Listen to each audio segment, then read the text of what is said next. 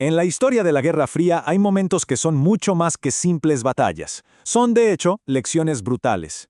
Y bueno, la invasión de Bahía de Cochinos en 1961 es, sin duda, una de ellas.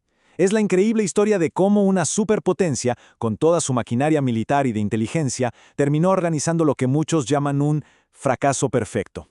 A ver, pongamos esto en perspectiva. Es el 17 de abril de 1961. Una fuerza de 1.543 exiliados cubanos, entrenados y financiados por la CIA, desembarca en las playas de Cuba. Y en mucho menos de 72 horas, la invasión ya había sido completamente aplastada. Un fracaso total, absoluto y además humillante. Así que la pregunta es inevitable, ¿no? Y es el centro de lo que vamos a ver hoy. ¿Cómo es posible que un plan aprobado al más alto nivel del gobierno de Estados Unidos saliera tan, pero tan espectacularmente mal? Bueno, vamos a desglosar la anatomía de esta catástrofe. Nuestro recorrido tiene 6 paradas. Primero vamos a ver por qué se le llama fracaso perfecto. Después nos metemos de lleno a analizar el colapso en la toma de decisiones, la increíble incomprensión de la revolución, la fatal negación del apoyo aéreo y los errores garrafales en el terreno. Y para cerrar, vamos a explorar el explosivo legado que dejó Girón. Ok, nuestro primer punto de análisis nos lleva directo a la Casa Blanca, porque es ahí, en los pasillos del poder, donde se sembraron las primerísimas semillas de este desastre. Para entender el fallo hay un concepto que es clave, el groupthink o pensamiento grupal. O sea, ¿qué es esto? Pasa que el equipo de Kennedy, que era gente nueva, brillante, tenía un deseo muy fuerte de estar de acuerdo, de que hubiera consenso. Esto creó un ambiente donde pues nadie quería hacer el aguafiestas. Las dudas no se decían en voz alta y las suposiciones más peligrosas simplemente no se cuestionaban a fondo. Y a todo esto hay que sumarle un cambio estructural importantísimo. El presidente anterior, Eisenhower, tenía un sistema de seguridad nacional súper formal, con comités específicos que supervisaban operaciones encubiertas. Pero cuando llegó Kennedy, desmanteló buena parte de esa estructura. Él prefería un enfoque más informal, con reuniones sobre la marcha. Y aquí está el meollo del asunto. Sin esos filtros, sin esos procesos formales, pues no había un organismo que pudiera frenar y analizar el plan de la CIA de forma crítica, que advirtiera de sus fallas. Esa falta de un proceso riguroso permitió que un plan, que estaba lleno de hoyos, avanzara sin que nadie le pusiera el ojo encima como se debía. Muy bien, ahora pasemos del proceso interno en Washington al fallo de inteligencia externo, que fue igual o peor de catastrófico, una lectura completamente equivocada de lo que de verdad estaba pasando en Cuba. La CIA le vendió la operación a Kennedy con una idea central, que en cuanto los invasores pusieran un pie en la isla, habría un levantamiento popular masivo. Sus cálculos decían que por lo menos un 25% de la gente se les uniría. La realidad, como podemos ver, no pudo ser más distinta. Fidel Castro tenía un apoyo popular enorme. La revolución estaba en su momento de mayor fervor. Esta cita lo resume perfectamente. Había en Washington una total ineptitud para entender la cohesión que existía entre el pueblo cubano y sus líderes. La inteligencia estadounidense se basaba casi por completo en lo que decían los exiliados en Miami, ignorando la realidad política y social dentro de la isla. Ellos no esperaban encontrar combatientes, esperaban una fiesta de bienvenida. Y esto nos lleva a la que fue, quizás la decisión táctica más crítica y controvertida de toda la operación. Una decisión que, según los propios invasores, selló su destino antes de que la batalla siquiera comenzara de verdad.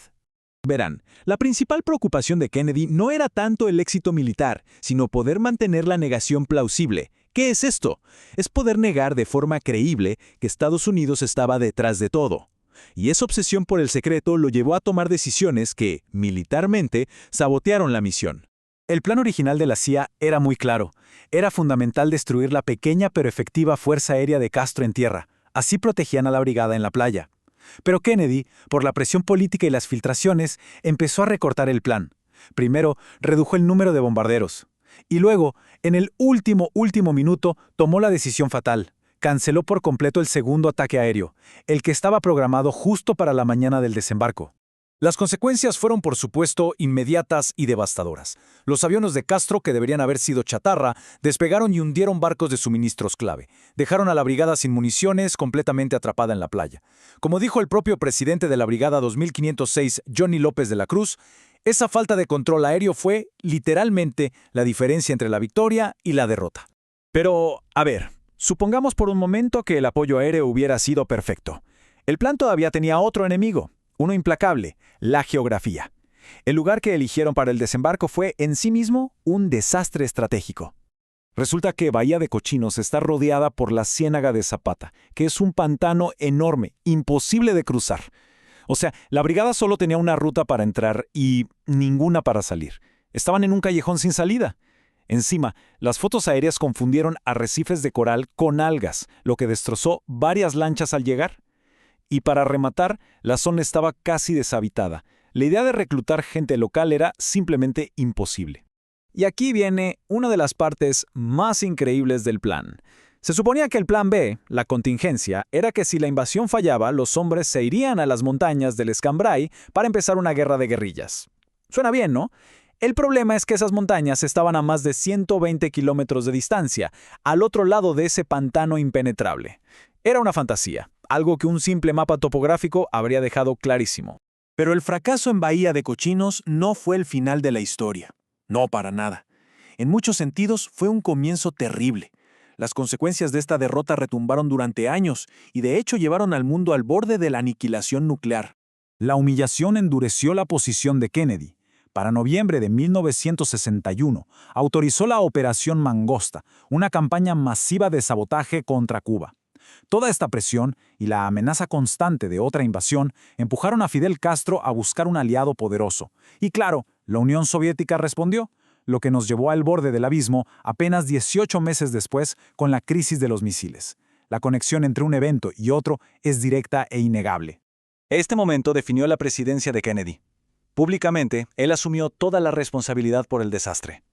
Pero en privado se sintió traicionado, engañado por la CIA, y su relación con la agencia se rompió para siempre. El fracaso se convirtió en una obsesión personal por derrocar a Castro, una promesa que le hizo a los brigadistas que sobrevivieron y que guiaría su política exterior hasta el día de su muerte. Y todo esto nos deja con una pregunta final, una que da escalofríos. Si juntamos todas las piezas, el pensamiento grupal, la inteligencia fallida, las decisiones militares fatales, la geografía desastrosa, podríamos decir que este fracaso perfecto fue la chispa que, 1 año y medio después, casi incendia el mundo entero en una guerra nuclear. Es una lección increíble sobre cómo los errores de cálculo pueden tener consecuencias que, de verdad, son inimaginables.